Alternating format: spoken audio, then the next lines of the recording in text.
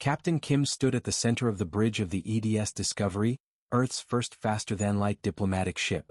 His hands were clasped behind his back, but the tension in his shoulders showed everything. Through the massive front viewport, he watched dark shapes drift out of hyperspace, one after another, like giant shadows forming around them. At first, the crew thought it was a random encounter. Then the numbers kept growing. 10 ships. 20. 30. Within minutes, a full encirclement had formed. The vessels were unlike anything humans had imagined. Smooth, curved hulls that looked grown instead of built. Strange glowing veins running across their surfaces. Each ship dwarfing the Discovery many times over. Lieutenant Park, who had been silently staring at her console, finally spoke. "Sir, they've fully encircled us," she said quietly. Her voice was controlled, but her eyes showed fear. Captain Kim nodded slowly.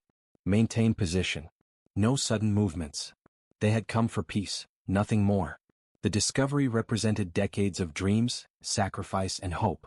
Humanity had launched it to introduce themselves to the galaxy with open hands. But instead, this was the welcome they received. No greetings. No curiosity. Only guns, silence, and a tightening ring of alien warships. The tactical officer whispered to himself, "This is not first contact. This is an ambush." Kim heard it, but he didn't comment. He couldn't show fear. Not now. Park's screen flashed again. "They're hailing us." Third time in the past hour. Captain Kim exhaled. "Put them on the main screen." The front display flickered, then steadied into the face of an alien. Several crew members stiffened. Ambassador Talek was unsettling to look at, skin so thin it was almost transparent, showing faint pulses of fluid beneath.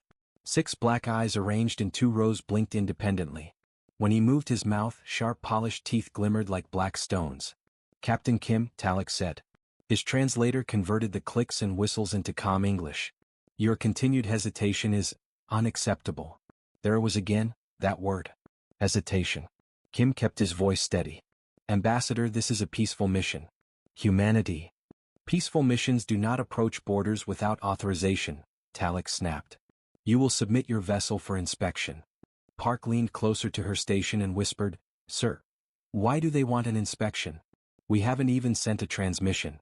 Kim didn't know. None of this made sense. He faced the alien. "With respect, Ambassador, we only arrived moments ago. We didn't know your government existed." Talek's 6 eyes blinked slowly. "Ignorance is not a defense." A chill spread across the bridge.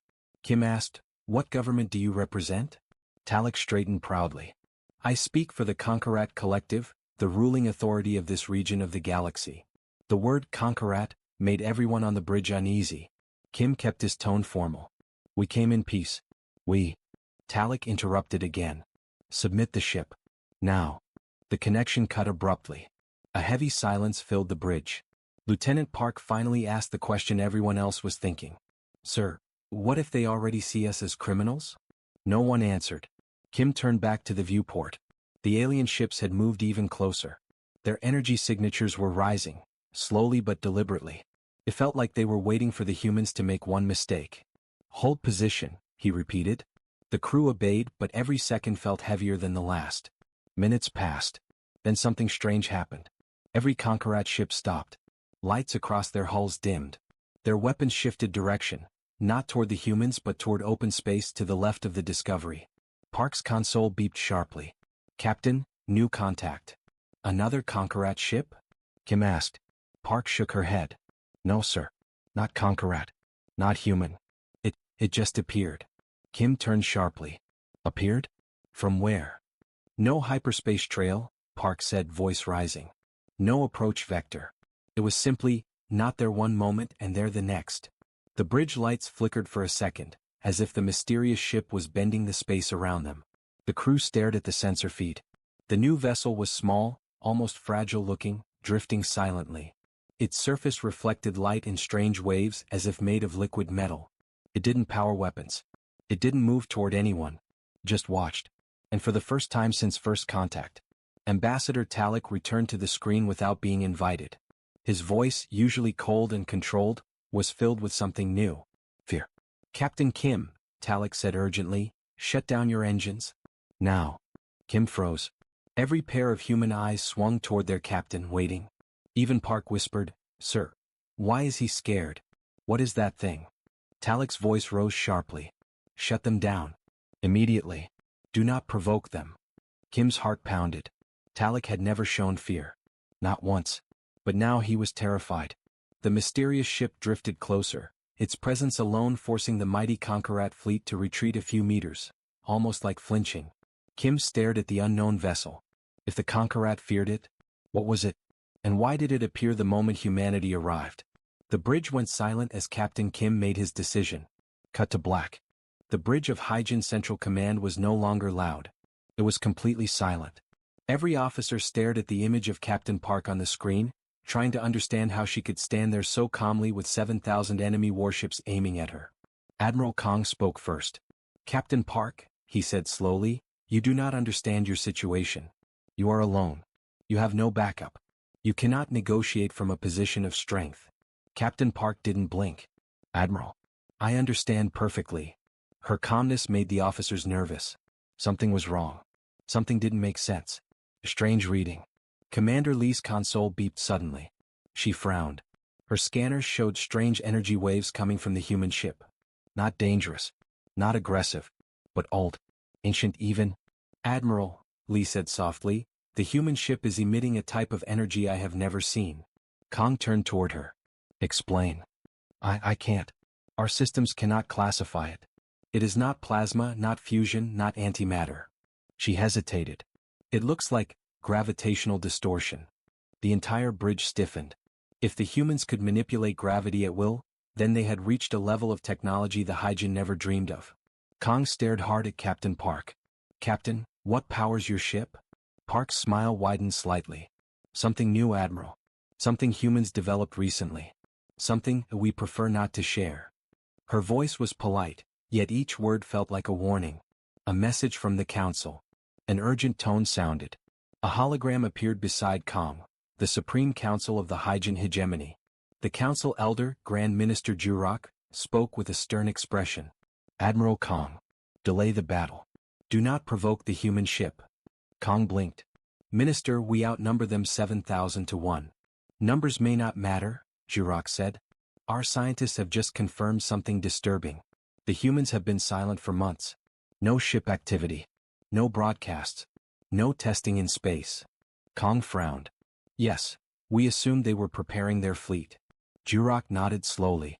But we checked again. They were not preparing a fleet. They were preparing something else. Something far more dangerous. Kong turned toward the screen where Captain Park waited. He felt the hair on the back of his neck rise. What exactly did they build? He asked. Minister Jurok's voice lowered. We believe the humans have built a singular weapon. A weapon powered by something beyond our understanding. The minister's hologram faded. A cold silence filled the bridge. Captain Park's warning. Captain Park leaned forward slightly. Admiral, I am giving you one last chance. Stand down your fleet. If you fire even a single shot, I will be forced to respond. Kong laughed nervously. You? Alone? Against 7,000 ships. Park tilted her head. Yes. Against 7,000 ships. Kong felt something deep in his chest, fear mixed with anger. He turned off the audio and leaned close to his officers. Is this bluff? He whispered. Officer Sun swallowed hard. Admiral. I don't think so. The ship is too strange. Too calm. And the energy readings. Admiral. Commander Lee shouted. A new reading appeared on her screen. The human ship is growing heavier. Kong stared. What do you mean heavier? Lee shook her head. I mean the ship's mass is increasing. Rapidly. But the size is not changing. It is like the ship is pulling something toward itself. Or generating gravity from nothing. The officers exchanged fearful looks. Gravity generation was impossible. Even the oldest races in the galaxy couldn't do it. But humans who were considered young and weak, had done something unbelievable. The demonstration. Suddenly, Captain Park spoke again. Admiral, I sense your doubt. So, I will show you something small. Something harmless. She raised her hand slightly. The lights on her ship glowed. The space around the Retribution bent. A Hyjin scout ship, positioned nearly 800 kilometers away, suddenly lurched forward, pulled as if by an invisible force. What is happening? Kong shouted. Commander Lee yelled, Admiral, the human ship has locked the scout ship in a gravitational field. The scout ship shook violently as if caught in the grip of a black hole. Officers screamed into comms trying to free it. Captain Park watched calmly. "I'm not attacking, Admiral. This is only a demonstration. Your ship is perfectly safe." Kang's heart raced. This was a demonstration. What would a real attack look like? After a few seconds, Park released the scout ship. It drifted back, engines dead but hull intact. Kang felt his breath return slowly. What is your ship capable of?" he whispered. Park looked directly into his eyes. "Enough to win a war alone." The choice. Kang realized the truth. The humans were not arrogant. They were not foolish. They were not suicidal. They had created something new. Something unstoppable. And Captain Park was offering them one chance to avoid destruction. Kang swallowed. "Captain Park, what do you want?" She answered softly. "I want peace, Admiral. But if peace is denied, I will do what must be done." Her voice was calm. Her eyes were not. Behind her, the strange gravitational engines of the Retribution pulsed like the heartbeat of a sleeping beast. Kang understood. This single ship might have the power to destroy his entire fleet. And the next decision he made would determine the fate of two civilizations. The command bridge of the Hyjin Central Station felt heavier now. Every officer looked tense. Every light, every scanner, every heartbeat seemed louder. Admiral Kang stood silently, staring at Captain Park's calm face. A single human ship. Yet the fear it created was greater than any fleet. He took a long breath. "Captain Park," he said, "your display was impressive. But we cannot make decisions from fear. We are warriors." Park nodded slowly. "I respect that. But understand, I did not come here to frighten you. I only came to prevent a war that neither of our people need." Her words were gentle. But the tension in the air only grew. Commander Lee whispered to the Admiral. "Sir, if she can control gravity at that level, she could crush our ships without firing a shot." Kang did not answer. He knew the truth. One mistake would destroy everything. A dangerous suggestion. Officer Sun stepped forward. "Admiral, the fleet is demanding orders. Several captains are asking permission to attack. They believe the human captain is bluffing." Kang's jaw tightened. 7,000 warships. Versus one human ship. Logic said this should be easy. But logic was useless today. He opened the fleet channel.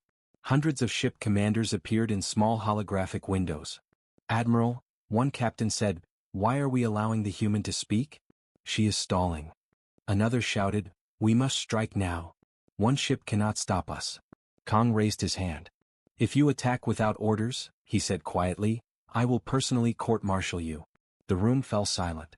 "Good," Kang said. "Now observe." He turned the communication back on to Captain Park.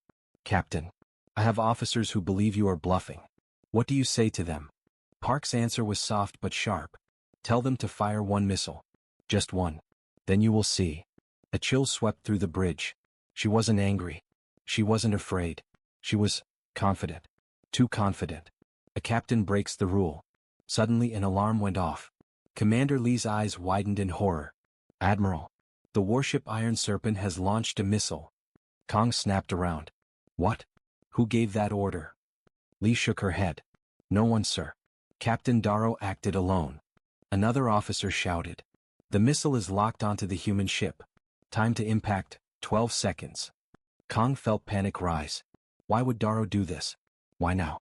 On the screen, Captain Park watched quietly. Not alarmed. Not moving. Not defending. As if the missile meant nothing. Kang slammed a command into his console. "Darrow? Abort your attack at once." But Darrow's voice came through, angry and full of pride. "Admiral, with respect, this is a human bluff. I will end this myself." Kang's heart sank. "Darrow, no." The missile streaked across space, burning bright. 10 seconds. 9. 8. Kang clenched his fists. If Park wanted war, this was the moment she would reveal her true weapon. He couldn't breathe. The missile disappears. At 3 seconds to impact, Captain Park lifted one hand. Just a small gesture. Suddenly, the missile froze in space. Stopped. Motionless. Not exploding. Not moving. Just frozen. Gasps filled the bridge. "Impossible," Commander Lee whispered. She froze a missile in midair, using gravity. But what happened next shook them even more. The missile began to shrink. Not explode. Not burn. Shrink. As if invisible pressure was crushing it from all directions. In 2 seconds, it became the size of a fist. In one more second, it vanished entirely. No explosion. No debris. No signal left behind. It was simply gone. Captain Park lowered her hand. Her voice was calm. That was your warning. Retribution sends a message. Suddenly, the lights on the human ship brightened. The space around it warped again, like ripples forming on a dark lake. Then a pulse of energy spread out. Slow, gentle, silent. It passed over the entire Hygiene fleet. Commander Lee stared at her console. Admiral, what did it do? Every officer checked their screens. And then the horror appeared. Admiral, our weapons are offline. All photon batteries, disabled. Missile systems, jammed. Shields, collapsed. Our engines are stuck in low-power mode. Panic erupted. Admiral Kong felt cold sweat run down his neck. Captain Park spoke again, her voice still even. I have not harmed a single ship. But now you understand. If I wanted to, I could have destroyed your entire fleet in 1 second. She waited. The silence felt endless. Then she said, Now, Admiral Kong, let us talk about peace. The fleet's fear. 1,000 officers across 7,000 ships were shouting in confusion. Some were terrified. Some were angry. Some refused to believe what they saw. But they all felt the same thing. The humans possessed technology far beyond anything in the galaxy. Admiral Kong stared at the screen, breathing heavily. He realized something important. The humans were not showing power. They were showing restraint. If the Retribution wanted them dead, no one would be alive right now. Kong swallowed. This was no longer a battle. This was survival. He stepped forward. Captain Park, he said, his voice low and serious, I am ready to listen. Park nodded. Good. Because now, Admiral, you must hear the truth of why I came. She leaned closer. And what your spies never discovered. Kong felt his chest tighten. There was more? What could possibly be more dangerous than this? Captain Park took a slow breath. Admiral, the humans did not build just one ship. Kang's eyes widened. There are more. Park's expression hardened. Yes, but I am the weakest one. The bridge erupted in pure shock. Kong felt his world tilt. The weakest? This was the weakest ship. Then what nightmares had the humans truly created? The command bridge of the Hygiene station fell into complete silence after Captain Park's last words. I am the weakest one. Those 5 words struck Admiral Kong like a blade.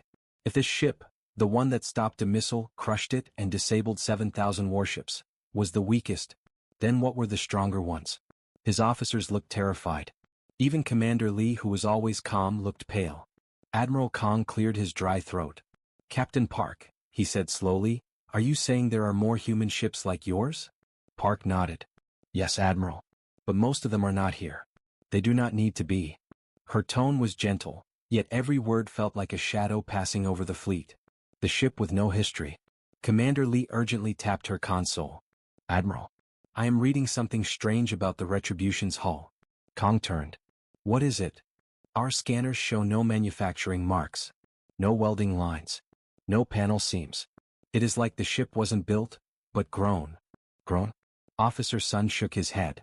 That's impossible. Ships don't grow. Metal does not grow. Park heard them. It is not metal in the way you understand, she said. Humans discovered something new. Something alive, and not alive. Her words sent a shiver through the command staff. Retribution is made from a material we created, Park continued. We call it gravium. Commander Lee whispered, Gravium, like gravity? Exactly, Park said. It bends space. It strengthens itself. It repairs itself. And it feeds. Kong felt dread crawl across his skin. Feeds on what? He asked carefully. Park looked at him with calm, steady eyes. On energy. Any kind. If you fire at me, my ship grows stronger. The officers gasped. This changed everything. If the Hygiene fleet attacked with full power, they would only make the Retribution unstoppable. Kong understood now why Park came alone. One ship was enough. How the humans changed. Park continued. Humans were tired, Admiral. Tired of threats. Tired of being called weak. Tired of old empires treating us like children. Her voice softened. So we focused on something new. We explored deeper into the universe.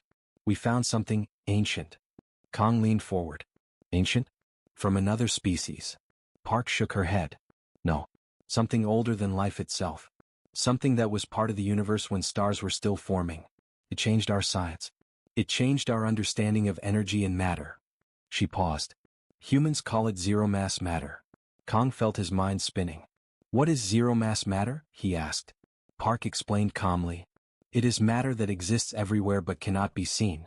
It has no weight, yet it can create infinite gravity when compressed. Humans found a way to control it, and to build with it. Commander Lee whispered. That means your ship can rewrite physical rules. Park nodded. Yes, and that is why I say again. I am the weakest ship in the new human fleet. Kang's realization. Admiral Kong felt something he hated. Admiration and fear mixed together. Humans had done what no empire ever achieved. Not the Virans. Not the Shulkor Dominion. Not the Firstborn Council. A young species had become something far more powerful than the ancient ones. Kong felt sweat on his forehead. What happened to the other ships? Kong asked. Park lowered her gaze slightly. They are not used for war. Humans do not want war. They patrol distant regions. They explore. They protect. I am the only ship assigned to a war front, and only for diplomacy. The entire Hyjin bridge froze. This terrifying ship was the diplomatic ship. What were the military ships like? A dangerous miscalculation. Suddenly warning alarms flashed. Commander Lee gasped. Admiral. 3 battleships from the western flank are powering weapons. Kong shouted, Who ordered that? It's Captain Darek, sir. He believes the human ship is vulnerable after the demonstration. Before Kong could order anything, Captain Darek's voice came over the fleet channel. Admiral, your fear weakens the hegemony. I will destroy this human threat myself. Kong slammed his fist on the console. Darek, stop. But the 3 battleships were already charging their photon cannons. Captain Park sighed softly. I did not want to do this. Her ship glowed. A small sphere of darkness, not black but absence, appeared in front of the Retribution. The officers stared. What is that? Lee whispered. Park answered. A micro-singularity. A controlled one. Kang's eyes widened. No, that's impossible. But it wasn't. The 3 Hyjin battleships fired. 3 massive photon blasts shot forward. They raced toward the human ship, and disappeared into the black sphere. The sphere grew a little bigger, then vanished, like nothing ever happened. Commander Lee stared in horror. It absorbed the shots. Park looked directly at Kong. And it is full now. Kong swallowed. What do you mean, full? Park answered with a cold, quiet tone. I mean if I release this stored energy, your entire fleet will vanish. The Hyjin command bridge went silent. Not one officer breathed. Not one dared to speak. The truth was now clear. If the humans wanted war, the war would end in 1 second. And 7,000 ships would burn. The truth humans hid. Park continued. Admiral, we did not want to reveal our technology. We wanted to avoid fear. Peace is easier when both sides feel safe. She looked directly into Kang's eyes. But your spies forced us to act. They pushed us. They made us build the impossible. And now, here we are. Kong slowly lowered his head. Captain Park, he said softly, what do you want from us? Park's voice softened again. Only this, Admiral. An agreement. A treaty. A promise that our 2 people will never again stand on the edge of war. She paused. Because if we fall into war, only humans will stand up again. Kong felt the weight of her words crush him. The Retribution wasn't here to fight. It was here to show the Hyjin the truth. Humanity had become unstoppable. And they were offering mercy. The darkness of space felt heavier than ever as the Arisian refugees moved deeper into the uncharted sector. Their ships, once symbols of their proud civilization, were now cracked, dim, and barely holding together. Every corridor echoed with fear. Every engine hum carried desperation. But even in this fear, one thing stayed clear in their minds. The humans had promised to help. And humans, according to ancient rumors, never broke a promise. Yet no one truly understood why a single human ship had come. It made no sense. No army. No fleet. Just one vessel that looked shockingly small compared to the Arisian cruisers. Some believed that the humans were hiding something. Others believed humans were simply arrogant. And a few whispered theories that humans were not as weak as they looked. But no one expected what happened next. The message. On board the Arisian flagship, High Scholar Varex watched the hologram of the human ship again and again. It bothered him. Commander, he said softly, there is something unusual about this design. Commander Zether didn't look up from the tactical screen. Unusual? It is tiny. That is what it is. No, Verex insisted. It is too clean. Too perfect. It looks like a weapon pretending to be a ship. Zether raised an eyebrow. A weapon? That small? Before Verex could answer, the human ship sent another message. A calm human voice echoed through the bridge speakers. Arisian command, prepare your fleet. Enemy ships arriving in 3 minutes. Silence fell across the Arisian crew. Zether stared at the comm panel. How do you know this timing? Who are you? The human answered simply. Captain Rowan of the UNS Resolute. And everything is under control. The Eryxians exchanged nervous glances. Under control? With a single ship? The enemy arrives. Exactly 3 minutes later, the space around them twisted. Dozens of Vorath warships tore out of hyperspace. Their black armor glowed with crimson streaks. Their cannons charged instantly, hungry to finish the Eryxians once and for all. Panic flooded the Arisian fleet. We cannot fight this many, cried an officer. Our shields are failing, again. Why didn't the humans send a fleet? Parents held their children. Soldiers accepted death. Even Commander Zether felt his hands shake. But Captain Rowan's voice came again. Arisian fleet, fall behind me. Now. Zether blinked. Fall behind you? Human, your ship is. Just do it. There was something in the human's tone, calm, commanding, almost terrifying. Without fully understanding why, Zether gave the order. Arisian fleet, obey. Slowly, clumsily, the damaged Arisian ships aligned behind the tiny human vessel. Across the battlefield, the Vorath commander laughed. A single human ship? They hide like insects behind it. Destroy them all. The first shot. A crimson Vorath beam fired toward the human ship. Direct hit. Every Arisian expected the human vessel to break apart. But instead, the beam bent. Not deflected. Not blocked. It curved around the human ship like light bending around a star. Gasps filled the Arisian bridges. What technology is this? Impossible. Even our strongest shields cannot do that. Captain Rowan's voice returned. Stay calm. The Resolute is special. The awakening of Resolute. The human ship glowed with a soft blue aura. Panels shifted. Hidden weapons slid out from its hull, sleek, silent, deadly. Verex whispered, shocked. Commander, that ship, it feels alive. Zether could only nod. The Resolute vibrated with an energy that made the space around it tremble. And then, everything changed. Captain Rowan spoke one final command. Resolute, full release. Engage zero-limit protocol. The stars flickered. The human ship transformed, light folding around it like wings of pure energy. A low hum shook the battlefield. The Vorath ships suddenly stopped moving. Their scanners overloaded. Their shields collapsed. Their engines froze. It was as if the human ship had seized control of the entire space. The human counterattack. A beam of white energy flashed outward, silent, clean, surgical. It did not explode. It simply erased the Vorath ship it touched. Then another beam. And another. Every shot landed with perfect precision. Within 30 seconds, half the Vorath fleet vanished. Not destroyed. Not broken. Gone. Commander Zether stared with wide eyes. This power, how can one ship do this? Verex answered quietly. I think this is why humans never send armies. They don't need armies. The last words of the human captain. The remaining Vorath ships fled in terror, engines burning as they escaped the battlefield. Captain Rowan finally appeared on the Arisian screens, a calm man in a simple uniform. He smiled slightly. Arisian people, you are safe now. Zether bowed his head. We owe you our lives. Rowan shook his head. No, you owe us nothing. Humanity remembers its friends, even if you have forgotten us. The transmission ended. The silence remained. And the Eryxians finally understood. They expected an army. But humans never fight like anyone expects. The battlefield was finally quiet, but the silence felt heavier than war itself. The Arisian fleet floated behind the human ship like children hiding behind an older brother.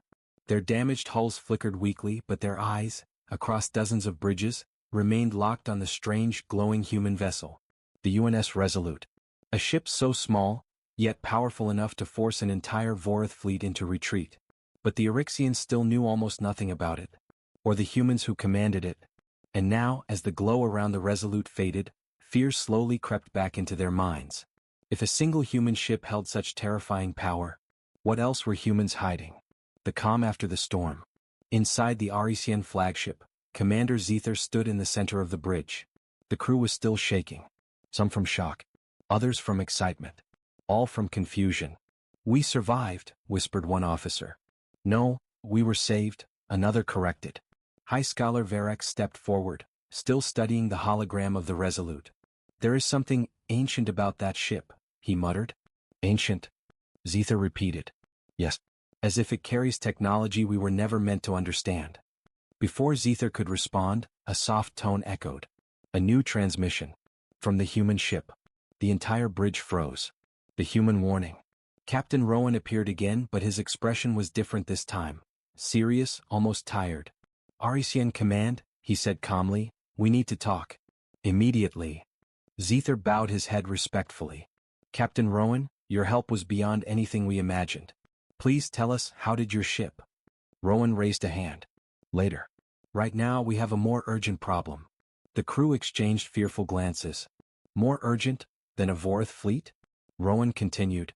"When we destroyed the Vorith ships, they managed to send a distress signal.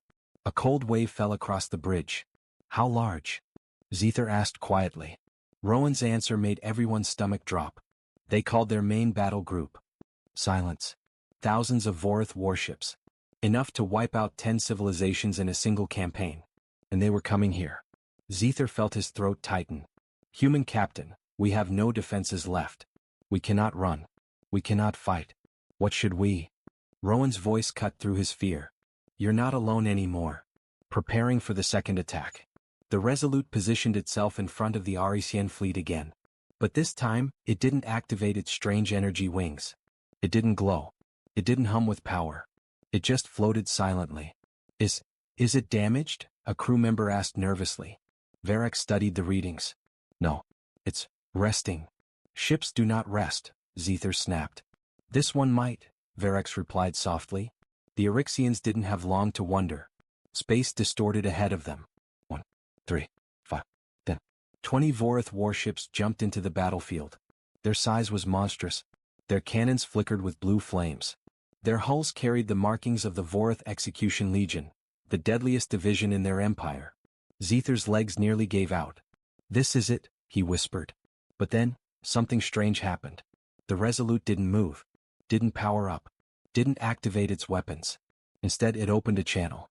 To the Vorith. The human message to the enemy. Captain Rowan's voice echoed across space, heard by both fleets. "Vorith Commander. This area is now under human protection. Leave immediately." Shock rippled through the Arisian crews. "You're provoking them," a junior officer cried. "No," Varek said slowly. "He's testing them." The Vorith commander answered with a voice full of venom. "Human. Your tiny ship is no threat to the Vorith Empire. Prepare to be crushed." Rowan simply replied. "Then you still misunderstand what humans are. The unseen power." The Vorith ships fired everything: plasma lances, torpedoes, annihilation rays. A storm of destruction filled space. And yet, none of it reached the Resolute. Every beam, every missile, every shot stopped. Mid-space, frozen, motionless, as if time itself had paused. Arisian officers gasped. Is this a shield? No shield can do that." "Then what is it?" The Vorith panicked. Their scanners crashed. Their weapons jammed. Their engines shut down. Captain Rowan's voice returned. "Last warning." Still the Vorith did not retreat. And so, Rowan whispered a final command. "Resolute, enforce order." The silent victory. The human ship released no light. No beam. No explosion. Instead, the Vorith ships simply fell apart. Silently. Cleanly. As if every bolt, panel, and circuit had decided to detach at the same moment. Gigantic warships, disassembled into drifting pieces. No fire. No debris. Just quiet metal fragments floating away. The Eryxians stared in absolute shock. "Impossible," Varek breathed. "That wasn't a weapon. That was control." Zether whispered the only truth that made sense. "Humans command the laws of physics itself." The final realization. As the battlefield grew silent again, Captain Rowan appeared on their screen one last time. "You're safe now," he said. "But understand this, humanity will always answer its allies." Zether bowed deeply. "You saved an entire people with a single ship." Rowan shook his head. Not a ship, a promise. The transmission ended. The Eryxians looked at the empty space where the Vorith fleet had once been, and they finally understood the truth. They expected an army. But humans never need one.